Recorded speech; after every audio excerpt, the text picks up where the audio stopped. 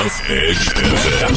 Irritatingly irresistible internet radio at roughedgefm.com. From the land of lemons, magic, and neighbors who still wave, it's Voices of the Valley. Join hosts Jim and John as they shine a spotlight on local businesses, city council news, community events, and all the colorful characters that make the Santa Clara River Valley feel like home. From Santa Paula to Fillmore and Peru, this is your hometown podcast, Voices of the Valley. That's right. It's Voices. Is it Voices of the Valley or is it Voices of John and Jim? Could be both. I guess so. No, I mean, it's been. I mean, technically, it's our voice. Our voice, and We're just talking about the Valley. Yeah, exactly. So. Most of the time, unless it's therapy sessions. Yeah. Yeah. Sometimes therapy gets. I need therapy, but it's the wrong kind of therapy. I need like physical therapy. Oh yeah. My back. Oh, geez. Yeah. So we this last weekend there was an open house at the Newhall Mansion. Mm-hmm. I don't know if any of you have ever been there or not, but that place is just an absolute gorgeous building, grounds, everything about it is just gorgeous. Yeah. And so they did an open house, and Julie and I went down. They had a nice little barbecue, wine tasting, all that good stuff. Mm-hmm. Did self-guided tours, so you could just literally go around the mansion and check it all out.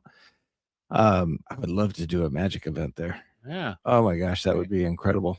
Have it catered and just the surrounding. It kind of at night. I've been out there at night.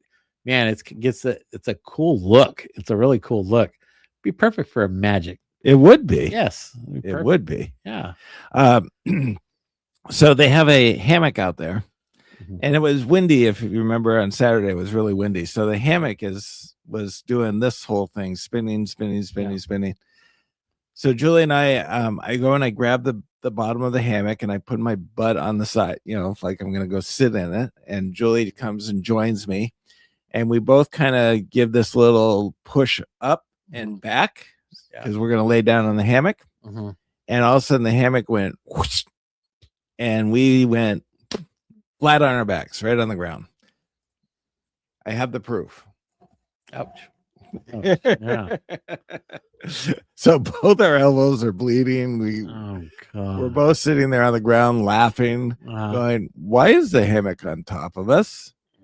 And then we realized that it was just wound too tight, so we loosened it up and we were able to sit on it and just kind of. Oh, you went backward? Oh, we went back. Yeah. Oh, geez. Yeah. The sad part is, so I did this once before. By the way, I'm really working on my dialogue.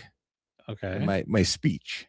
Okay. And not use these extra words and the ums and the so basicallys and all that kind of stuff. Yeah. I was listening to Dan Singer speak. Uh-huh. There was a meeting on Monday for the cannabis. Correct. And he's pretty eloquent in his speech. He doesn't use a lot of fill words or ums or any of that kind of stuff. He's had some experience. He really has. So I'm kind of watching him and listening to him, and I'm going, it makes you sound so intelligent.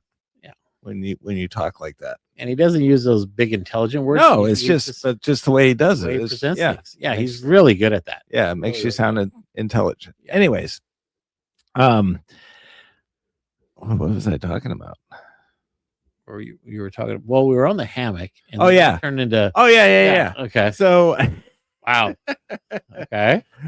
So I wanted to, about 10 years ago, I was doing some construction on what we were calling the X-Pod. So it was a gaming system. It was seats that were formed in an X with a center console, and each one had TVs all around it and everything else. So I'm building this thing, and I have an electric hammer or a nail gun, and I'm holding the bottom of one of the beams, boards that I'm about to nail into.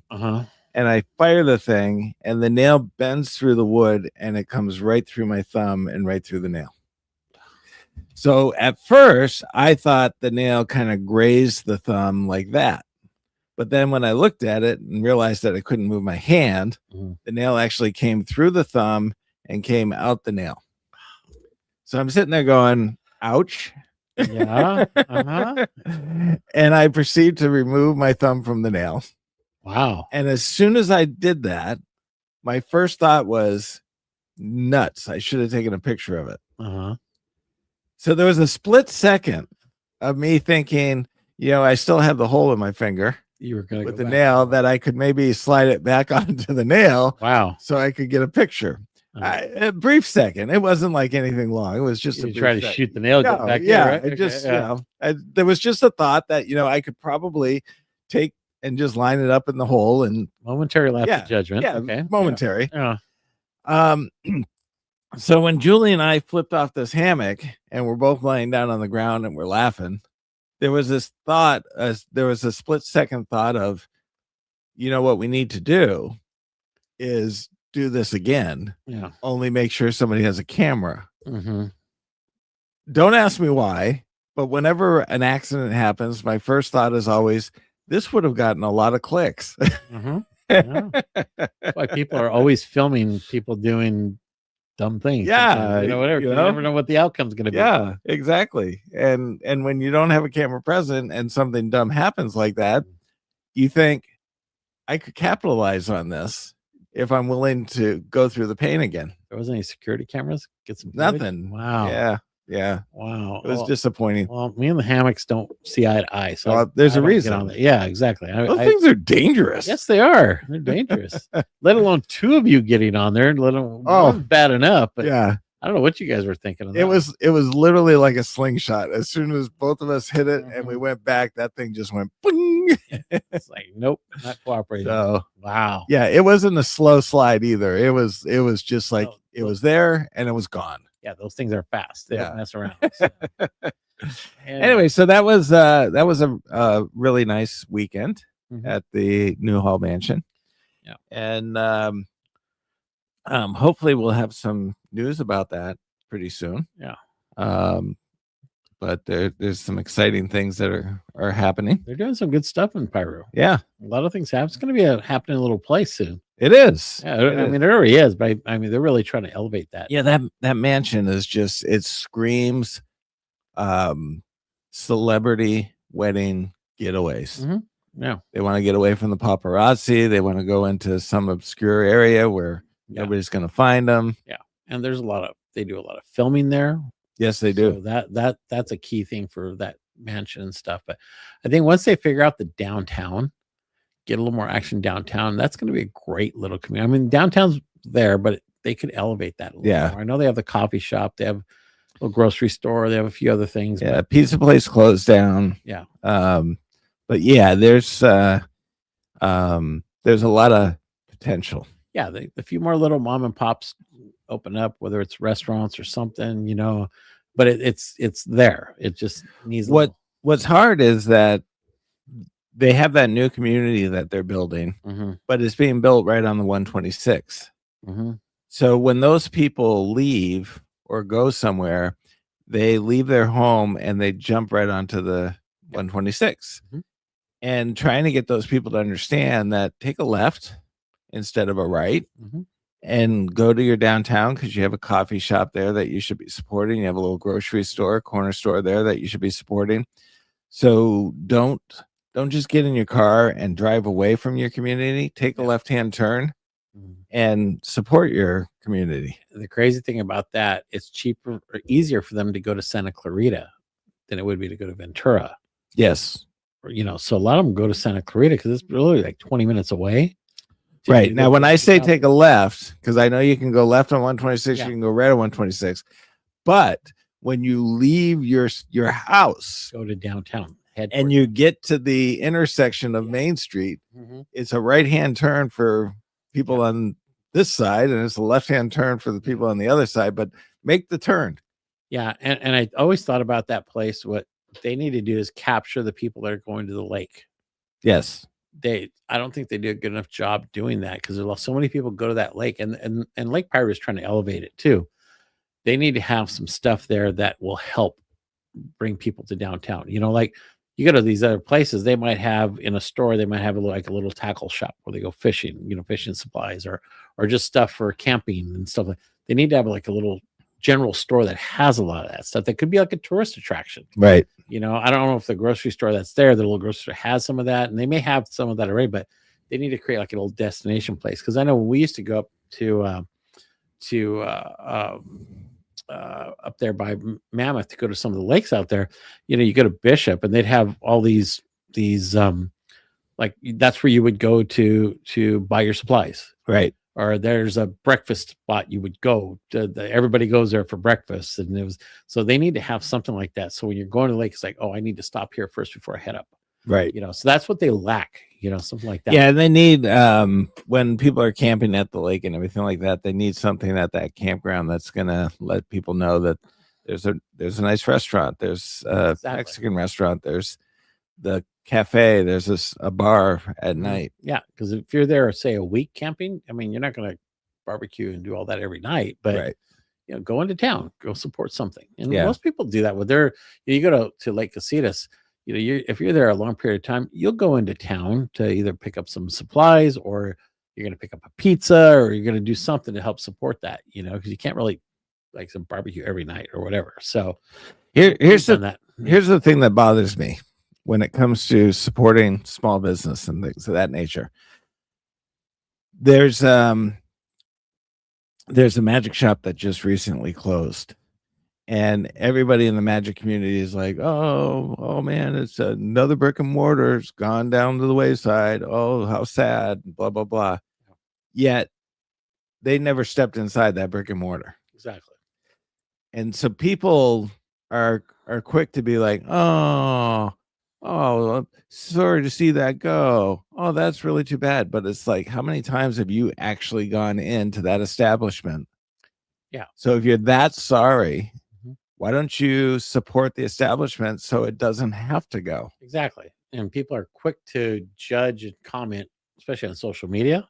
And it's like, I mean, when I was here in Santa Paula with the chamber, I would see people that would comment and I know them. I'm like, I know you've never set foot in that business or you've never supported it, or that's just not your thing. Right. Yet you have an opinion about it, but you're not supporting it in general either. Right. So, and every community has it. I'm finding that at Moore Park too. The same thing. Every community going, it has these people that will be very vocal on social media. They complain about everything. They make comments and everything, but then they don't support.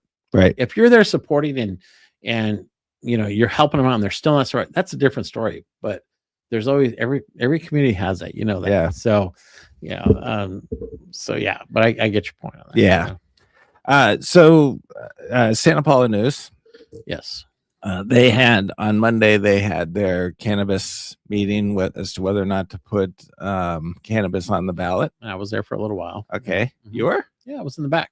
I didn't see you. You're busy. I wasn't was going to busy. bother you. I was hiding behind a whiteboard. I saw that. Yeah. Because when I was looking at the camera and everything, I'm going, oh man, I'm like totally in view of this whole ththing. Yeah. And I'm going to be chowing down on Doritos and Dr. Pepper. Yeah. So I put a whiteboard in front of me. And so that venue, I mean, it accommodates a lot of people, but it's not ideal for the recording and doing all that. It makes Yeah. it hard to do that. I was there till 1:00 in the morning. Almost Were you? taking it down? Well, the meeting went way too long. Yes. I mean, I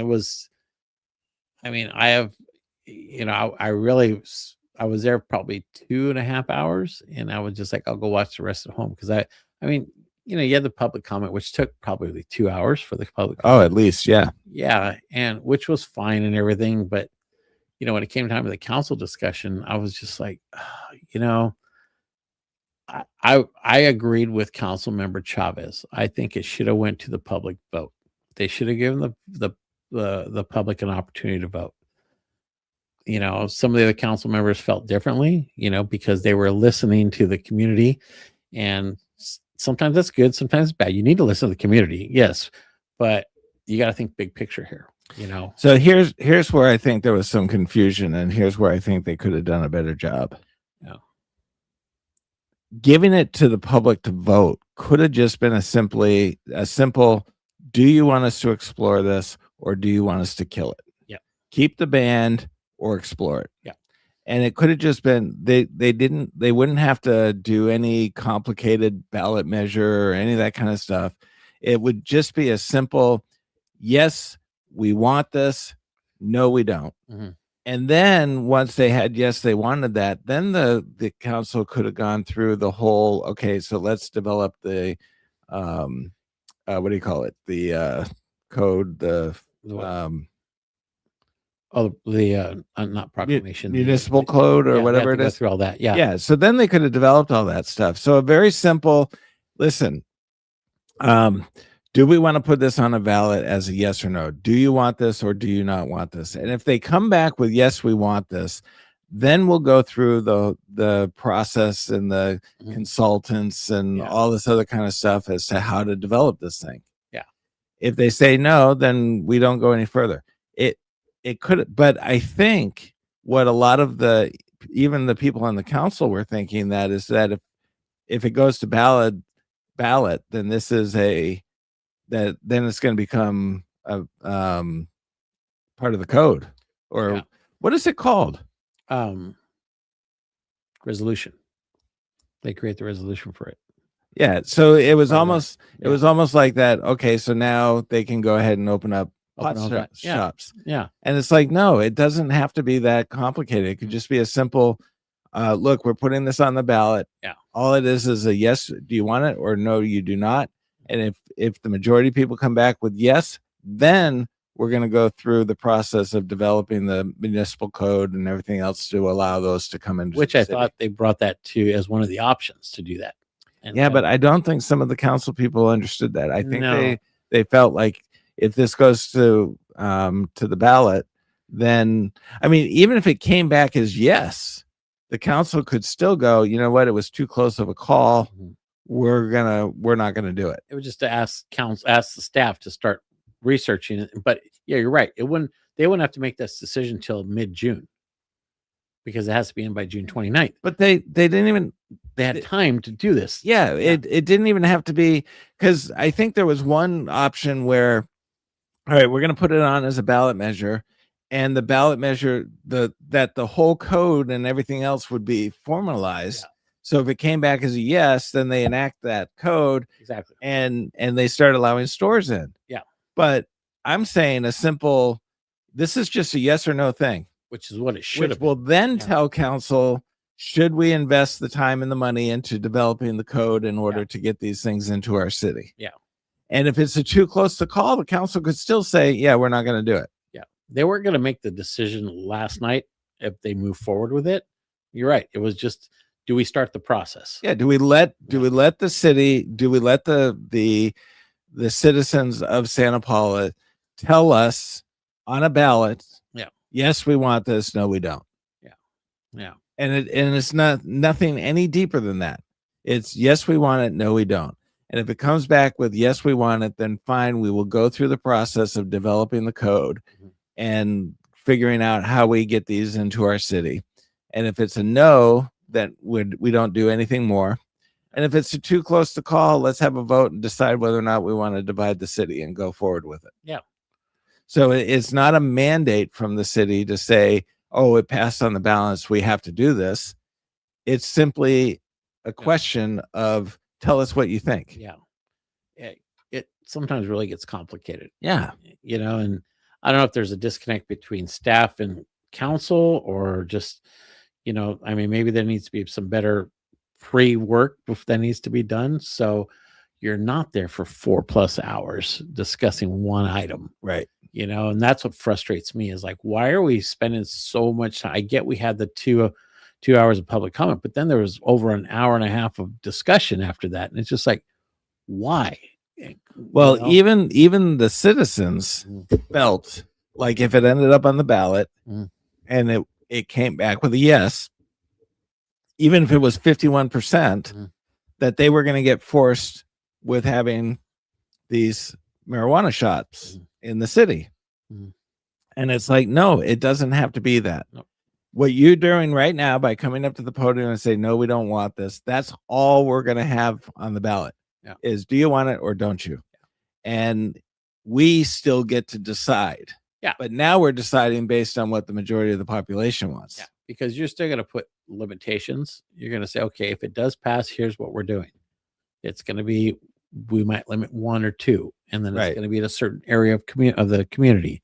You know, they don't want it downtown. Okay, great. Figure out some locations that they need to put. But that takes time, and that's Right. what the council staff wanted. Give us the time to do this research, and then you guys don't have to make a final decision until June. But I guess what I'm saying is they don't even have to No. make any decision at all. No, They don't have to do any research. They don't have to do any surveys. They don't have to, just make it Yeah. a non-binding. yeah, but they won't do that. It's a non-binding yes or no. Yeah, that's not how they work. Yeah. That's just not, and that's frustrating. It is. It's Yeah, like, because if it's non-binding, Yeah. if it comes back at 52% or 55%, yeah, the council could say, yeah, we're not going to do this. There's not enough of a majority to say, and the citizens can't come back and say, well, we voted yes on this. It's like, no, you voted yes on whether or not you would support it. You didn't vote yes on us actually Yeah. doing it. and I'm not sure if that would qualify for it. It has to be a, 2/3 vote, or it could be whatever. Right. I don't know how legally how that works now, but they could put something in place like that. It's got to be, 60%, just to throw a number out there to pass. Right. So even if it comes in at 59.9, it still didn't pass, but everybody had their opportunity to vote yes or no. Right.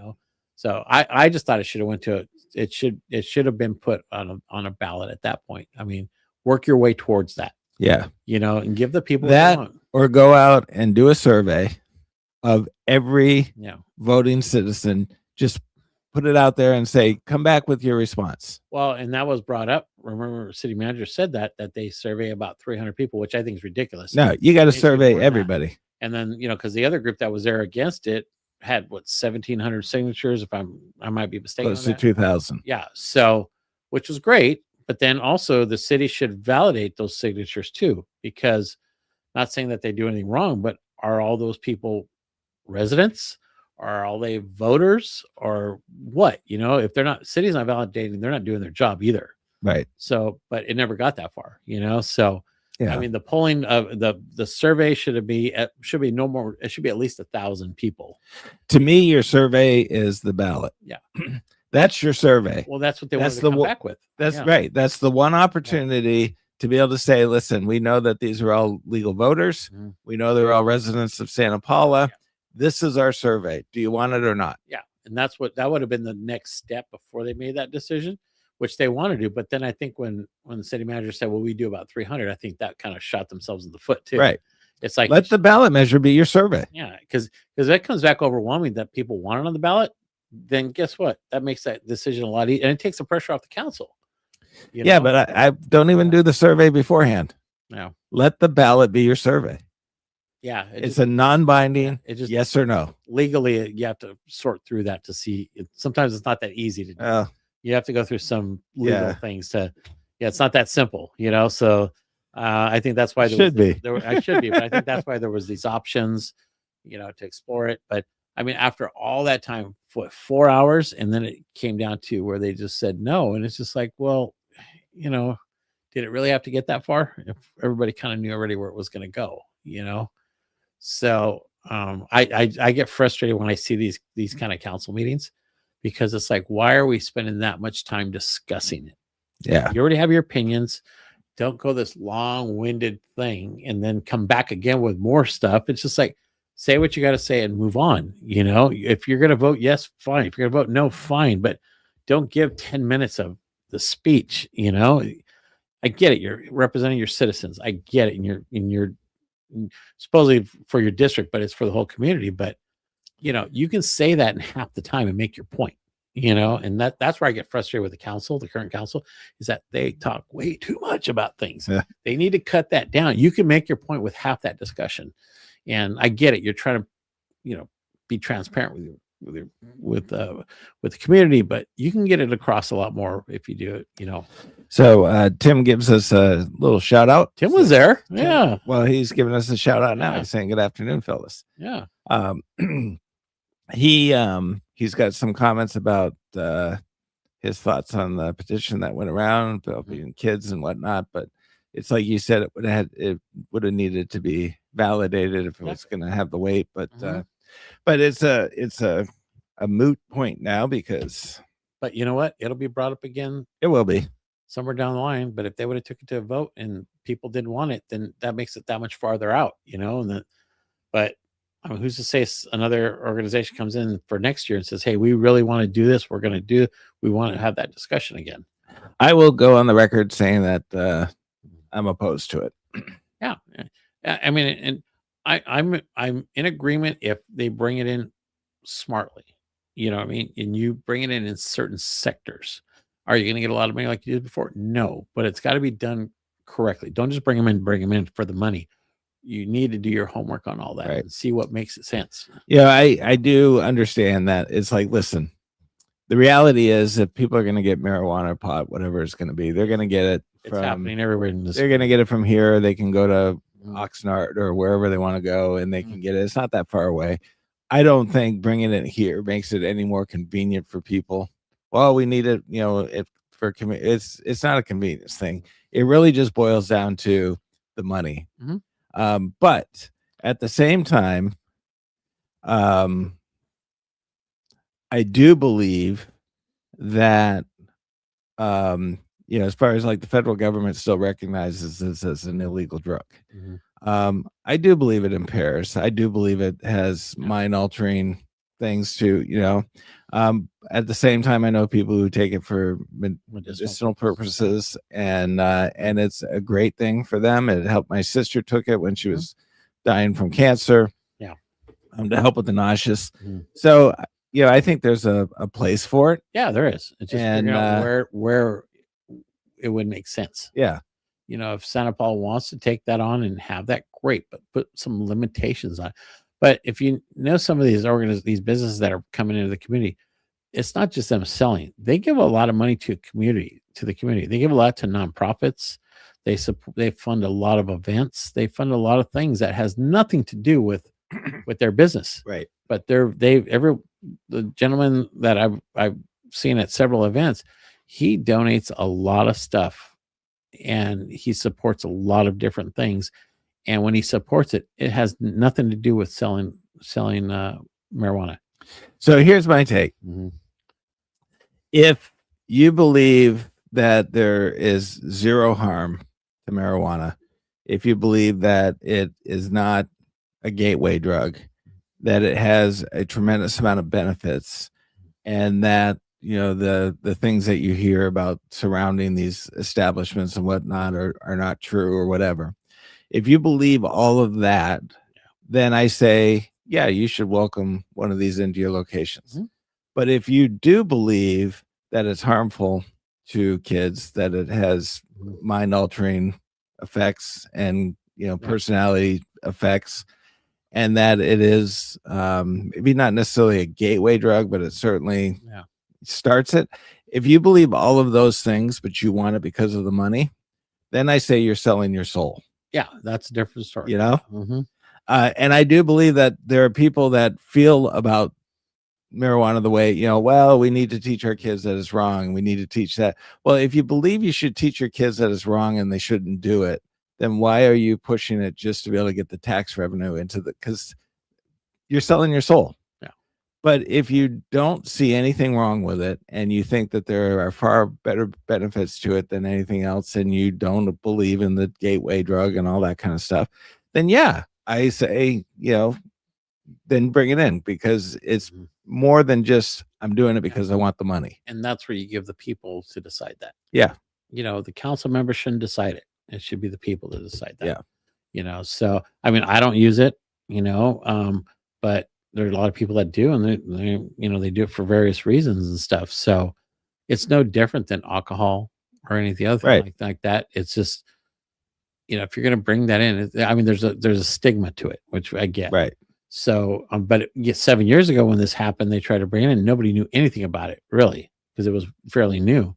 A lot of cities capitalized, Port Hueneme probably capitalized the best out of all that. Right. But now, if this was approved, the money wasn't going to be that big of an impact as it used to be. No. Try what, 300,000 maybe you get, maybe that. So is it worth spending all that time and investment in the city to do it? For the first few years, it probably would be a break even at the best. So is it worth spending all that time?